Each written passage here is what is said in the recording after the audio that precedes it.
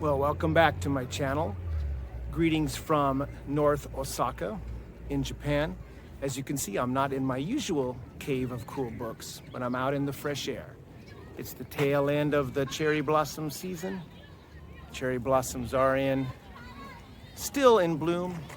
Lots of people out here. You can probably hear laughter, kids playing, people talking in the background. But I just thought this might make a slightly more interesting and different introduction than normal with my books behind me. Don't worry, we'll go back there later. But today's video, I want to talk about a mystery novel, an Ellery Queen mystery novel called The Madman Theory. Now, one of the interesting things about this book is that it has the byline of Ellery Queen, but it is not written by Ellery Queen. No, in fact, it was actually written by Jack Vance. That's right, the science fiction and fantasy author, Jack Vance. Now, why Jack Vance wrote an Ellery Queen mystery novel, and just who was, or should I say, who were Ellery Queen, is going to take some explaining. So who exactly were Ellery Queen? Well, Ellery Queen were two Brooklyn-born cousins, Frederick Dene and Manfred B. Lee. Now, Frederick Dene was born in 1905 and died in 1982. And Manfred Lee died a little earlier. He was also born in 1905, but passed away in 1971. And the two were a kind of powerhouse writing team of mystery novels. Their first novel was The Roman Hat Mystery, published in 1929. And their very last novel together was published either near or shortly after Lee's death, and that novel was A Fine and Private Place, published in 1971. And in between then, they wrote over 40 mystery novels, about or a few more than 30 short story collections. They also wrote an additional 4 novels under the pseudonym Barnaby Ross, which featured a different series character called Drury Lane, who was, I believe, a theatrical agent. I don't have any of those books. Together, Lee and Dene wrote as Ellery Queen, and their star character was also called Ellery Queen. Early on, both men figured or felt that most readers remembered the series character's name, but they didn't always remember the writer's name. So they decided to call their main character Ellery Queen, same as their author's pseudonym. Now, Ellery Queen was the star of several novels, and he started out as kind of an intellectual, slightly snobbish, elite sort of character. He gradually transformed to a much more human and humane character. He was a mystery writer himself and got involved with several cases as kind of the genius detective son of Inspector Queen, a New York City inspector who was in charge of many of these murder cases, and Ellery came in and basically solved the case. They were very creative, very clever, sometimes fiendishly clever, with several switcheroos at the end. You think it's this killer, no, this guy is the killer, no, it's this person is the killer, etc. Now, around 1961, Lee was hurting for money, by all accounts, and so he approached Dene and said, let's let some other writers write under the house name. We can make some money off of these other novels. I'll get a cut. Dene was not keen on the idea. He acquiesced after some persuasion by Lee because he knew Lee was financially struggling.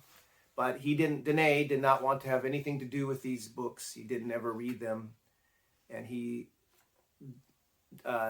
and Lee both decided that Ellery Queen, the detective, would not feature in any of these novels. Now, there were 28 of these novels written under the house name Ellery Queen.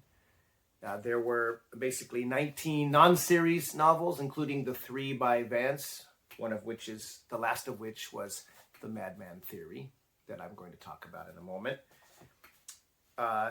There were a couple of series. There were 6 in the Tim Corrigan series, and there were 3 in the Mike McCall Troubleshooter series. And several other interesting writers, some from the pulp era, were actually ghostwriting these books. Jack Vance wrote 3, as I mentioned. The first was published in 1964, The 4 Johns, it was called. It's not 4 customers of prostitutes, as the name might imply, but it's actually 4 characters named John, I believe. A Room to Die in 1965, and then this one, The Madman Theory, published in 1966. Now, Vance wrote, as I said, several crime and mystery novels. I have another one in my collection. It's not one of the Ellery Queen novels. This is The Pleasant Grove Murders. This is a Sheriff Joel Bain novel. There were 2 in the series. A third was outlined, but Vance never ended up writing it. The first one was The Fox Valley Murders. This one is The Pleasant Grove Murders, and you can see it's got a pretty cool cover there. And I haven't read this one yet. Plan to get to it at some point. Vance was a very fine writer, and of course, much more famous for his elaborate worlds that he created in science fiction, and sometimes his flowery and extremely skilled writing. And he is quite skilled in these as well, including The Madman Theory. It's very well written, this book. Now, why he was writing all of these at the time, maybe he wanted extra cash, like a lot of writers in the 60s, and his science fiction was being published in a variety of venues, including magazines and novels. But, person's got to eat, writer's got to write, make some more money come in, and getting some more money in. That's the way the world works, of course. For writers, it's not an easy gig. So let's talk a little bit about this book, The Madman Theory. So just to outline the plot very briefly, I'll put up a picture here of the back cover of this edition. This is a pocketbooks edition, a little smaller one. I picked this up in a used bookstore recently, I believe, for about $3. It was a good deal. And like a lot of Ellery Queen novels from this time period, it has a very nice little cast list of characters inside. Goes through and introduces and gives a little brief sentence or two to describe them and how they fit into the story, which is always handy when that happens. Ellery Queen's books weren't the only mystery novels that had that happen. But what happens in this book, or what is the setup? It starts with Inspector Omar Collins and his Sergeant Easley, who work out of the Fresno Sheriff's Office. They have come to the Kings Canyon National Park, some kind of made-up California park, I'm guessing, where there has been a murder. They've come to see the body. Now, this is what the back blurb says. A new Ellery Queen mystery, which is pretty deceiving because Ellery Queen is not in this, but it is under his name. I'm sure they were just trying to sell it first, and then people picked it up and went, oh, where's Ellery Queen?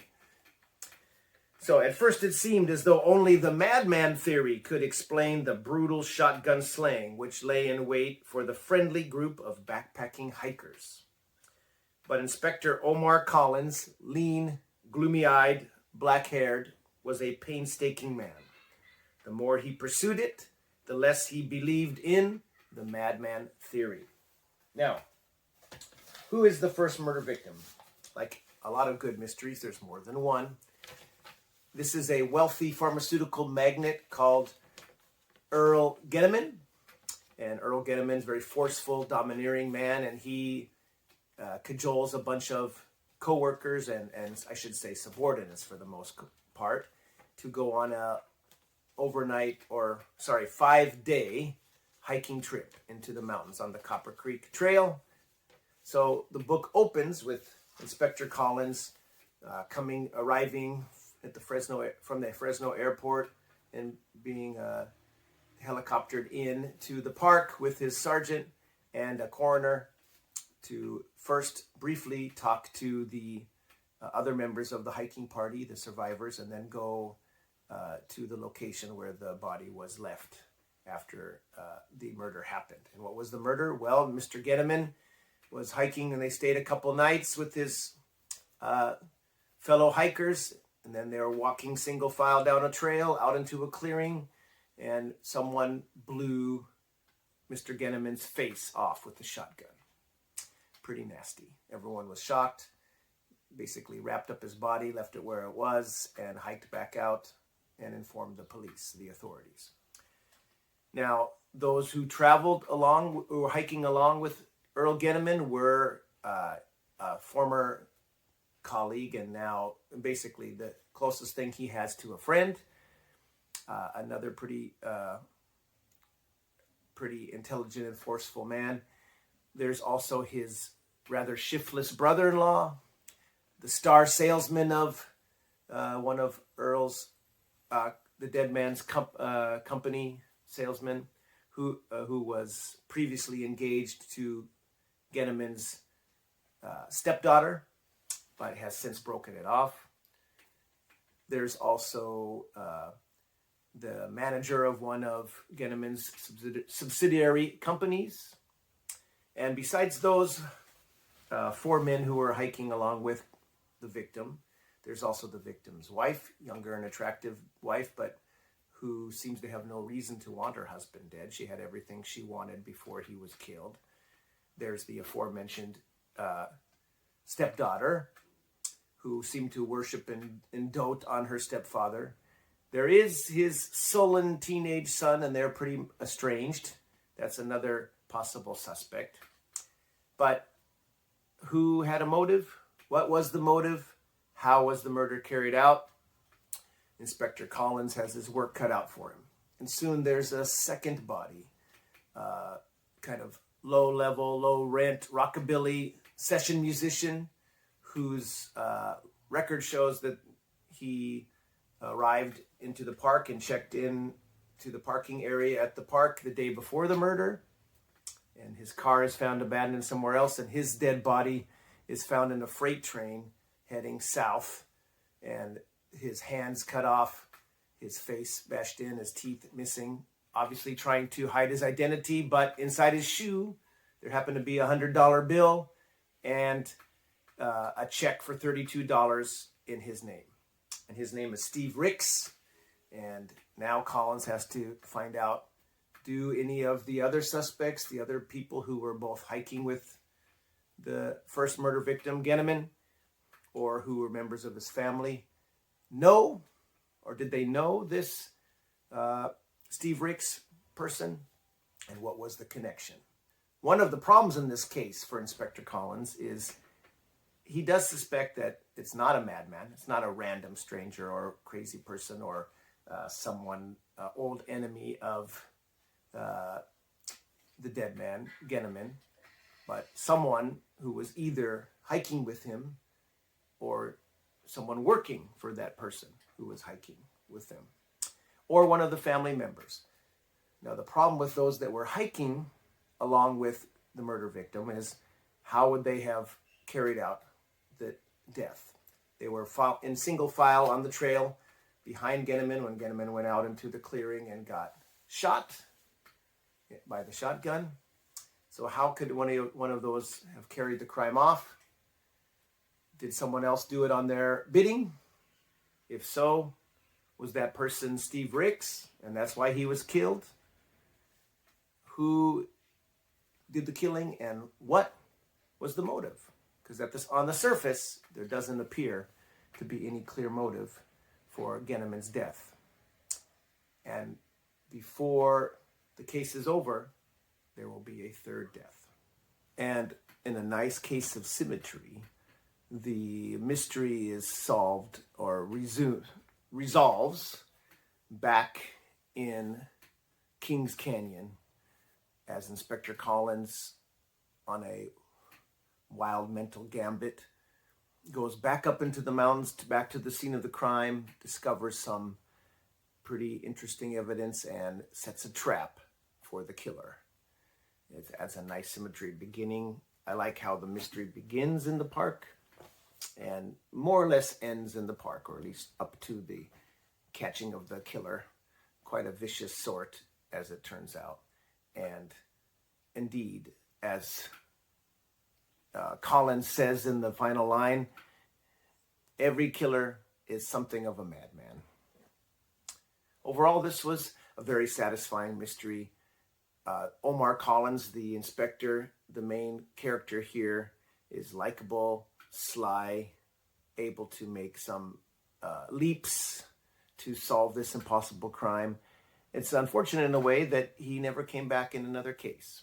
Now, is he as colorful as Ellery Queen, the amateur detective, or other Golden Age or Silver Age master sleuths? No, but he is a likable character to follow along with and does a good job wrapping up this case. So I recommend this book if you like this kind of crime novel, police procedural set in the 60s with a nice smooth writing style, some good scene setting, and clever and quick character sketches, and plenty of interesting suspects. And in this case, a seemingly impossible crime that has perhaps ever so slightly far-fetched, but reasonable and satisfying conclusion as far as how the murder was done, the initial murder.